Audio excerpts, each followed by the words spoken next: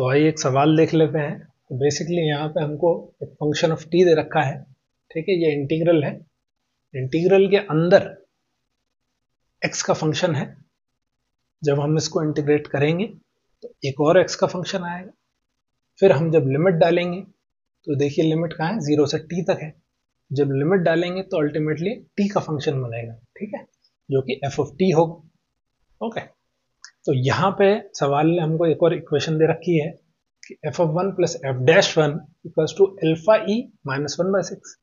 Okay, तो यहाँ से हमको अल्फा निकालना है और 150 अल्फा रिपोर्ट करना है हमको, फाइनली कितना आता है। तो बेसिकली एफ ऑफ वन क्या है, ये एफ ऑफ टी है एट टी इक्वल्स टू 1। पहले ये हमको कैलकुलेट करना पड़ेगा इस पूरा इंटीग्रल को, फिर हम टी को जब 1 डालेंगे तो हमको एफ ऑफ वन मिलेगा। ओके, एफ डैश वन क्या है, बेसिकली इसका डेरिवेटिव है एफ टी का एट टी इक्वल्स टू 1, ठीक है। तो हम डिफ्रेंशिएट करेंगे इसको और फिर 1 डालेंगे, फिर यहाँ पुट करेंगे, ठीक है। अल्टीमेटली हम अल्फा कैलकुलेट करेंगे और 150 अल्फा फाइनली निकाल लेंगे। तो स्टार्ट करते हैं इस इंटीग्रेशन को कैलकुलेट करने से, ठीक है। ठीक है, उसके लिए मैं क्या देख रहा हूं कि अगर मैं एक्स क्यूब को मान लो यू पटकूं, ठीक है, तब यहां पे एक्स की पावर 6 है तो मतलब यू स्क्वायर, एक्स क्यूब है मतलब यू, तो इनको मैं लिख पाऊंगा नीचे वाले टर्म्स को भी। यहाँ एक्स की पावर 8 है, तो मैं देखो अगर एक्स क्यूब को यू डालूंगा तो जब डिफ्रेंशिएट करूंगा 3x square D X इजिकल्स D you, तो एक्स स्क्वायर कहीं ना कहीं आएगा। तो अगर एक्स स्क्वायर मैं इधर दे दूं तो एक्स की पावर 6 बचेगा, तो कहीं ना कहीं इसको भी मैं यू के टर्म में लिख पाऊंगा। तो मामला सेट है। तो स्टार्ट करते हैं। तो एक्स क्यूब को सबसे पहले यू डाल लीजिए, ठीक है। तो 3x square D X equals to D U, simple, ठीक है। तो अब इसको लिख लेते हैं एफ ऑफ टी को। F of T equals to, अब ध्यान रखिएगा लिमिट चेंज हो जाएगी। तो जब x 0 है तो u 0 है, जब x t है तो u t क्यूब है, ठीक है। बिल्कुल सिंपल है, चलते हैं आगे। e की पावर x क्यूब क्या है, u है, e की पावर u। अब इसको मैं कैसे लिखता हूं, x की पावर 6 और एक x स्क्वायर इधर dx के साथ, और नीचे जो है इसको मैं ऐसे कैसे लिख रहा हूं, एक बार नेक्स्ट स्टेप में लिख के आपको बताऊंगा, ठीक है। यहां तक हो गया। अब देखिए एक्स स्क्वायर डी एक्स को डी यू बाई 3 लिख दूंगा और इसको यू स्क्वायर लिख सकता हूं। ये यू स्क्वायर है, ये यू है, तो अगले स्टेप में मैं यू के फॉर्म में लिख देता हूं सबको। 0 से टी क्यूब, ये हो जाएगा ई की power you, this is nothing but you square, this is you square plus 2u plus 2 का होल स्क्वायर, और ये हो जाएगा एक्स स्क्वायर डी एक्स क्या हो जाएगा, डी बाई 3 हो जाएगा। बहुत बढ़िया, ठीक है। तो आगे चलते हैं। तो एफ ऑफ टी हमारा चल रहा है 1/3 0 टी क्यूब ए के पावर यू, ठीक है। 1/3 हमने बाहर ले लिया है, तो बचा क्या, यू स्क्वायर, अंदर आएगा you square plus 2u plus 2 का होल स्क्वायर डी यू, ठीक है।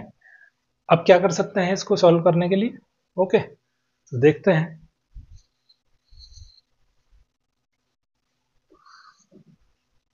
तो हमें एक चीज पता है कि इंटीग्रल ऑफ ई की power x f of x plus F dash x d x, इसको हम लिख सकते हैं ई की power x f x plus c, ठीक है। तो वैसे सिंपल है, आप बाय पार्ट्स यूज कर सकते हैं और ये रिजल्ट आ जाएगा बिल्कुल इजीली। लेकिन जनरली थोड़ी सुविधा के लिए सीधे सीधे हम याद भी रखते हैं। ठीक है, तो यहाँ क्या है, एफ ऑफ एक्स है और यहाँ इसका डेरिवेटिव बैठा है ब्रैकेट के अंदर, ई की पावर एक्स मल्टीप्लीकेशन में है, तो ई की power x f x plus ये आपका आंसर आ जाएगा।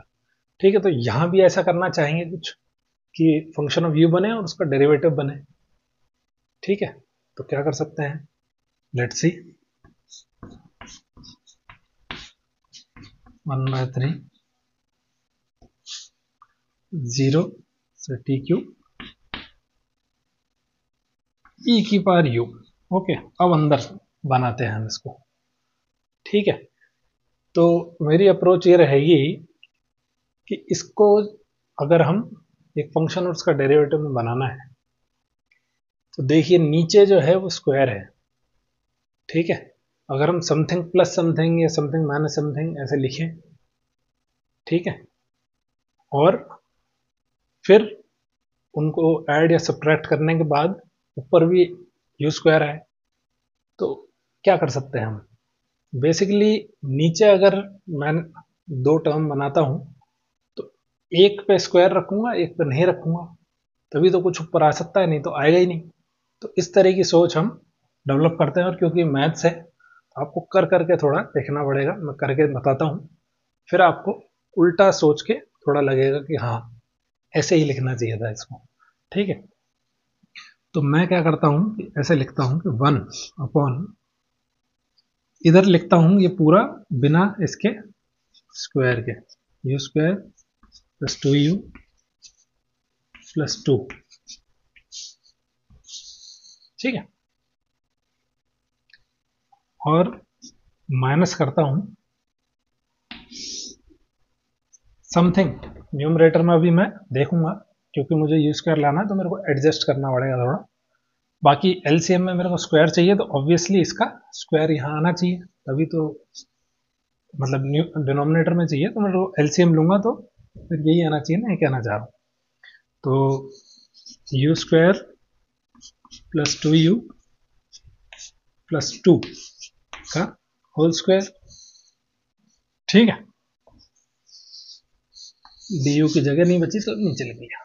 ठीक है, अब देखो, तो ठीक है, अब मैं इसको अगर देखूं तो इधर ये ऊपर चला जाएगा, यहां आएगा you square plus 2u plus 2। ठीक है, माइनस में क्या करूं कि यू स्क्वायर बच जाए। ठीक है, तो मेरे को क्या घटाना पड़ेगा, 2u प्लस 2 घटाना पड़ेगा, तो यहां पे क्या करूं, 2u प्लस 2 लिख दूं ब्रैकेट में। ठीक है, अब देखो जब इधर आएगा ये तो you square plus 2u plus 2 बनेगा, तो ये माइनस टू कट जाएंगे तो यू स्क्वायर बचेगा, नीचे इनका एलसीएम या आ ही जाएगा, तो बैठ गया। ठीक है, अगेन हम देखते हैं कि ये जो है अगर एक फंक्शन है u का, तो क्या ये इसका डेरिवेटिव बैठा है?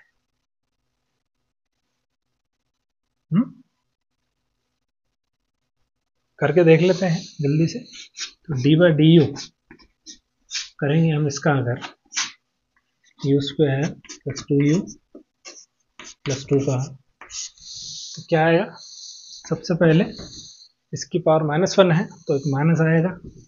ठीक है, और ये रेस्ट पावर -2 हो जाएगा तो नीचे की तरफ आ जाएगा, तो you square plus 2u plus 2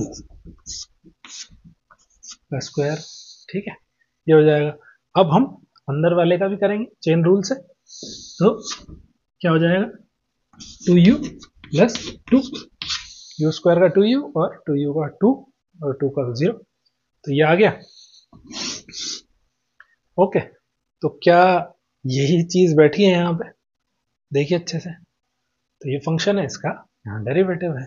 okay, आगे चलते हैं। तो फाइनली क्या हो गया, एफ ऑफ टी जो है वो हमारा आ गया 1/3। ठीक है, अंदर क्योंकि ये एक फंक्शन है उसका डेरिवेटिव है तो e की power u into this function, बिल्कुल सिंपल सा हमारा रिजल्ट आ जाएगा। ये क्या है, 1/u square plus 2u plus 2, बिल्कुल सिंपल है, कोई दिक्कत नहीं। लिमिट लगा देंगे 0 से टी क्यूब तक, ये आ जाएगा 1/3 e की पावर टी क्यूब, नीचे आ जाएगा टी की पावर 6 प्लस 2 टी की पावर 3 प्लस 2, ठीक है, माइनस, अब यहाँ 0 भी डालना है, ठीक है, 0 डालेंगे तो e की पावर 0 1, और नीचे 0 0 नीचे 2 आएगा, 2 इंटू 3 कितना 6 हो जाएगा, तो 1/6 आ जाएगा। ओके, अब क्या है, ये तुम्हारा एफ ऑफ टी है, निकालना क्या था, एफ ऑफ 1 निकालना था, जल्दी से पुट कर दो इसमें 1 पुट करेंगे तो ऊपर तो आ जाएगा e की पावर 1, और नीचे आ जाएगा 1 प्लस 2 प्लस 5 15 आ जाएगा यहाँ पे, ठीक है, माइनस 1/6। तो यहां तक हम आ चुके हैं, एक पार्ट हमारा सॉल्व हो चुका है जो हमको चाहिए था यहां डालने के लिए, ठीक है। अब ये वाली चीज कैलकुलेट करनी है, जल्दी से देख लेते हैं इसको कैसे करेंगे। तो ठीक है, तो एफ ऑफ टी को हम दोबारा एक बार लिख लेते हैं जल्दी से, क्या था, 0 से टी ई की पावर एक्स क्यूब, एक्स की पावर 8 डी एक्स, एक्स की power 6 plus 2 x cube plus 2 का होल स्क्वायर, ठीक है, ये था।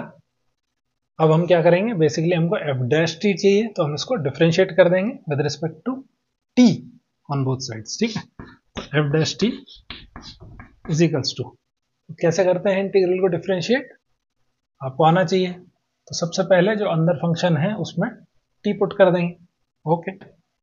तो ई की पावर टी क्यूब, टी की पावर 8 अपॉन टी की power 6 plus 2 T cube plus 2 का होल स्क्वायर, ठीक है, ये हो गया। अब अपर लिमिट का derivative with respect to T, तो टी का derivative with respect to T आएगा 1 माइनस लोअर लिमिट डालेंगे इसमें, ठीक है, लोअर लिमिट डालेंगे, फिर लोअर लिमिट का डिफरेंशिएशन, तो जो कि ये तो कांस्टेंट है तो वो 0 ही आना है, तो उसको 0 लिख लिया, ठीक है। तो एफ डैश टी हमारे पास में आ गया है। अब एफ डैश 1 निकाल लेंगे जल्दी से, एफ डैश 1 निकालेंगे, 1 डाल लीजिए, तो ये आएगा ई, इधर 1 हो गया, नीचे आ गया 5 का स्क्वायर 25, तो ये आ गया e/25, ठीक है। अब फाइनली हम इस इक्वेशन में डाल देते हैं, हमारे पास सारा मसाला तैयार है, ठीक है। तो F of 1 plus F dash 1 is equals to alpha E minus 1/6 हमको दे रखा है, यहाँ पर डालेंगे जल्दी से। तो F of 1 is e/15 minus 1/6, F dash 1 कितना आया है, e/25 आया है, is equals to alpha E minus 1/6, ठीक है, 1/6 को हटा दीजिए मार्केट से, यहाँ पे क्या होगा, e 1/15 plus 1/25 is equals to आपका अल्फा ई, ठीक है। तो अल्फा हमारे पास आ जाएगा, बिल्कुल सिंपल है।